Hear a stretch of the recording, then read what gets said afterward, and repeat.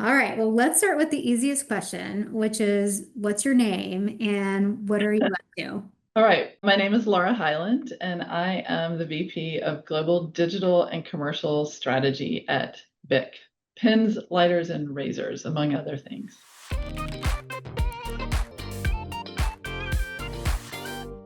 I've been working in CPG for more than 20 years, more than 2 decades now. I'll leave it at that.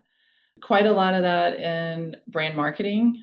But then I really shifted gears and moved around to some other roles like category management, shopper insights. But I've now been working in e-commerce for a decade. And then on top, I've picked up a lot of really fun digital topics that go along with really looking at our whole sort of end to end. How do we talk to consumers and shoppers all through different parts of their path to purchase? Well, I've known you a long time and I've always thought of you as a trailblazer, someone that's always curious, always like first to know what's going on and how to react to it. So that's my perception, and I think the industry's perception. So, okay, well, I'll start with some questions. These are Sure. softballs for a pro like you. So let's talk about the industry. So retail media is evolving super fast. What trend or shift are you most excited about right now, and how should brands be preparing for it? I don't know if the word excited is right, but I've now been in retail media, spending money, investing in retail media for a decade, since the days where my budget was pretty small till when it was quite large. So I obviously believe in retail media. I believe in the power that it gives to us to really talk to our shoppers at that moment of purchase, but also to talk to them at other moments too and get them to consider our products and partner together with our retailers to use that incredible first party data. But I think in general, across the board, not just in retail media, we're really at a turning point right now in the industry with how people are searching and discovering products. Gen AI has really is transforming everything really, really fast. And it is not just the thinking about the agents that are on some of our retailers' websites, like Rufus or Sparky or others, but it's also how they use different Gen AI search now, whether that's on Gemini or ChatGPT, et cetera. It used to be that retail media was all about bidding on keywords, and it still a lot that way, right? If you paid enough, your product showed up if someone searched for, say, mechanical pencils or protein bars. But now, with all the AI tools and agents out there, things are changing so fast. People aren't just typing in keywords, right? They're saying things like which pencils are the best for standardized tests, or what's a good snack for someone on GLP-1. It really upends the way we've been doing business now for 10 years on retail media. I mean, there have been advancements along the way that have evolved on how we've invested and measured retail media and everything, but this is like a holistic change driven by consumer behavior. Instead of just fighting over keywords, brands really have to focus on showing up in those actual conversations and those AI recommendations where context and trust and your brand equity matter even more today than it ever did in the past, which I think for the brand marketer and me, it gets back to right. The no matter what you do, your brand equity is always going to be the thing that you've got to put first. And so I don't know what all the answers are. If I did, I would have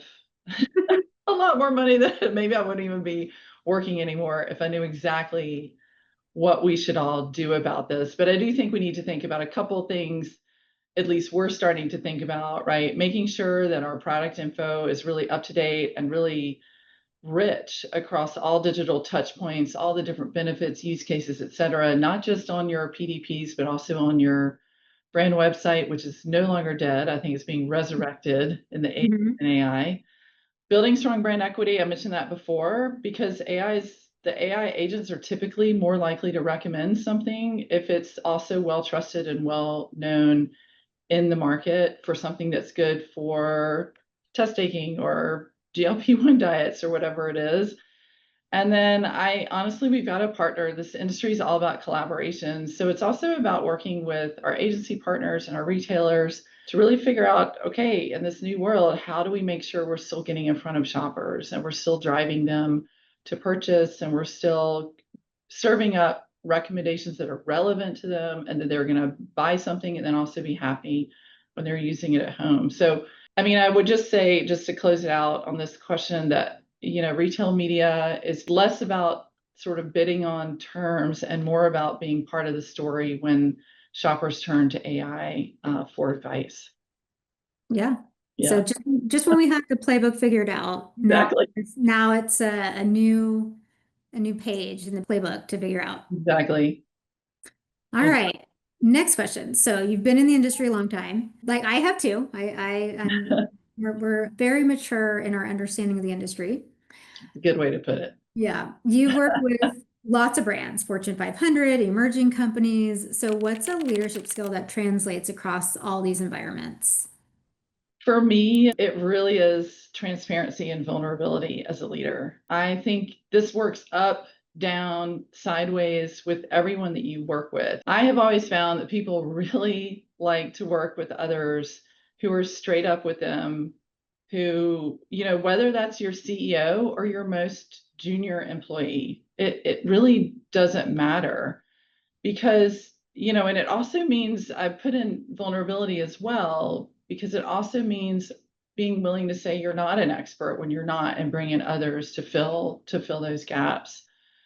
Because when people think that you're hiding something or maybe not giving the full truth, it can drive distrust. Hmm. And I think we all know that losing trust is like the worst thing in any relationship, whether that's personal or professional. And it's not that I tell everyone everything. There's always like confidential things.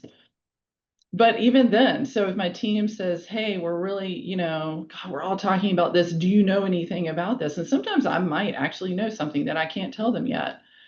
And instead of just saying, no, I don't know anything about what you're talking about, I usually will say, I actually do know something, but I'm not able to share it, and I'll share it as soon as I can. And I've definitely like seen that even just that little bit of acknowledgement, not hiding, but acknowledging is really good. And, I also take a really balanced approach when it comes to challenging business topics. I think it's been a really rocky year for a lot of us in this industry with all the macroeconomic factors, inflation, consumer confidence, all these things, the tariffs, of course. And, I think it's important that I not gloss over the challenges that we're having. Sometimes they're driving business results that are challenging, that may result in choices that we have to make as a group. But I also try to take a balanced approach, right? Where I also remain positive about the opportunities and what we can do. But I think having that balance and not doing the glossing over is really helpful. And I think if all leaders really model this, you end up with a culture of honesty. There have been a few times in my career where I've worked in what I would call that was not maybe always a culture of honesty. And you can see, right, it really changes things when you feel like you can be honest. If your boss asks you, is this really working or not working? The ability to say to them, it's not working. And here's what I've learned, and here's why. And here's what I'm going to do about it. When you have a boss that you don't feel like you can go to them with, hey, this isn't working quite right, and here's what I think I want to do about it, then you also, that's just it's a tough environment to work in. The only last thing I'll say about this is specifically in digital and ecom, where we're all doing new things, sometimes things that no one in our company has ever done before, or maybe no one even, we're like we talked about before with the Gen AI topic, like we're all trying to figure this out.